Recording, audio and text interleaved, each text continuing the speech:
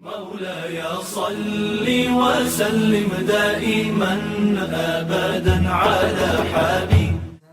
Sabarlah keluarga Yasir, bagimu syurga di sana, dan kau pun tega memilih syurga walau terpaksa mengorban nyawa. Lalu tombak yang tajam menikam jasadmu yang tiada bermaya, namun iman di dadamu sedikit tidak berubah. Assalamualaikum warahmatullahi wabarakatuh, sahabat-sahabat sekalian. Nama saya Muhammad Ikhwan Aidil bin Muhammad Ruslan, iaitu pelajar dari jurusan Ijazah Sarjana Muda dalam bidang kejuruteraan instrumentasi dan kawalan di Uniki Elmitech.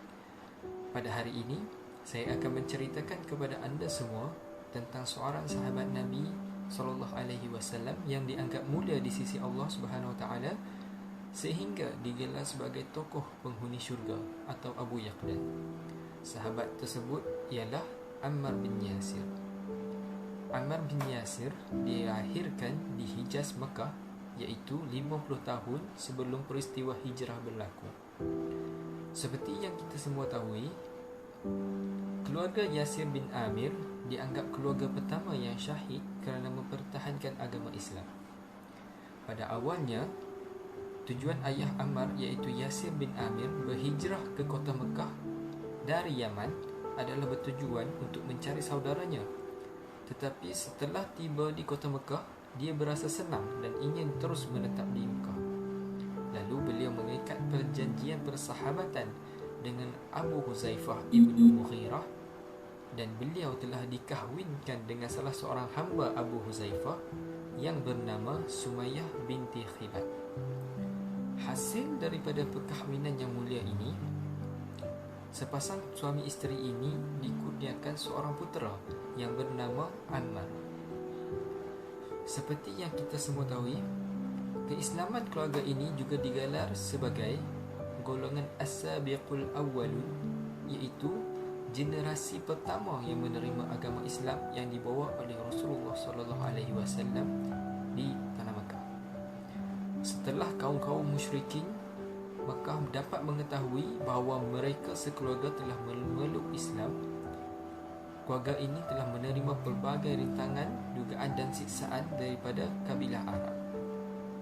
Ibu bapa Ammar, iaitu Sumayyah binti Khibat dan Yasir bin Amir, telah syahid kerana disiksa oleh satu bangsa Arab yang digelar Bani Makhzum sewaktu mempertahankan keimanan mereka kepada Allah Subhanahu Wa Taala dan kepada Rasulullah Sallallahu Alaihi Wasallam.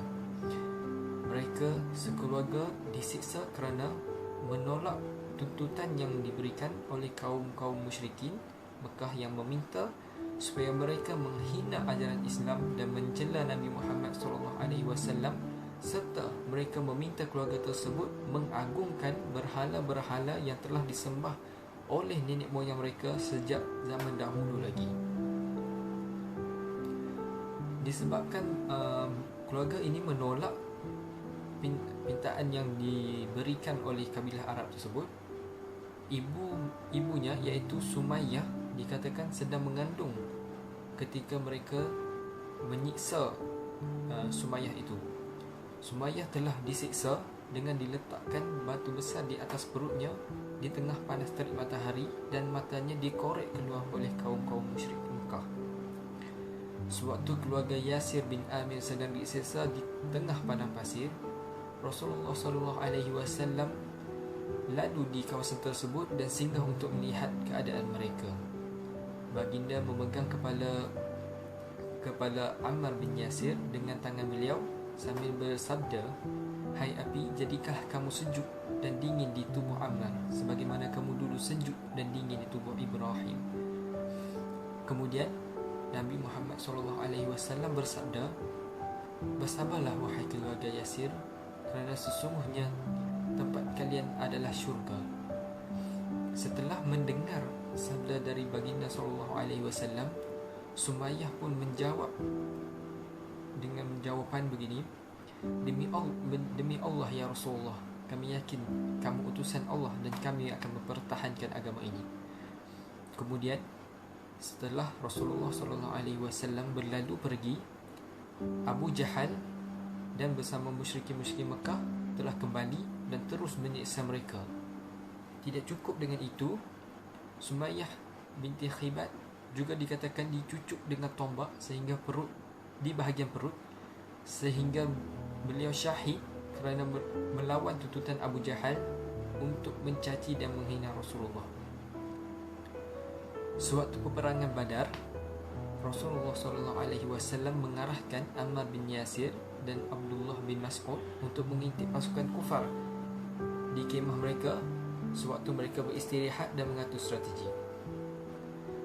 Ammar seorang yang berani kerana beliau berjaya masuk ke dalam kawasan kemah-kemah kumpulan tersebut untuk mendapatkan maklumat dan tanpa disedari oleh musuh-musuh Islam tersebut.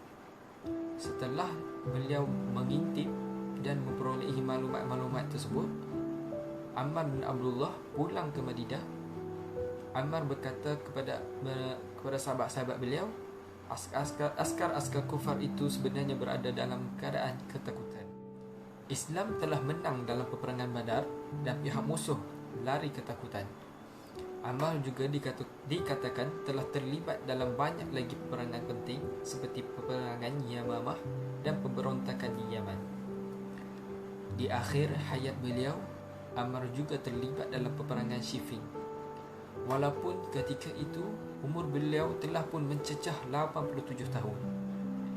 Dan seperti yang dijanjikan oleh baginda Nabi Muhammad SAW dalam sabda baginda yang didengar oleh semua sahabat sewaktu mereka sedang membina masjid di Madinah ketika waktu hijrah dahulu, di mana sewaktu Rasulullah SAW masih hidup, Nabi Muhammad SAW telah bersabda, Ammar akan dibunuh oleh golongan pendurhaka.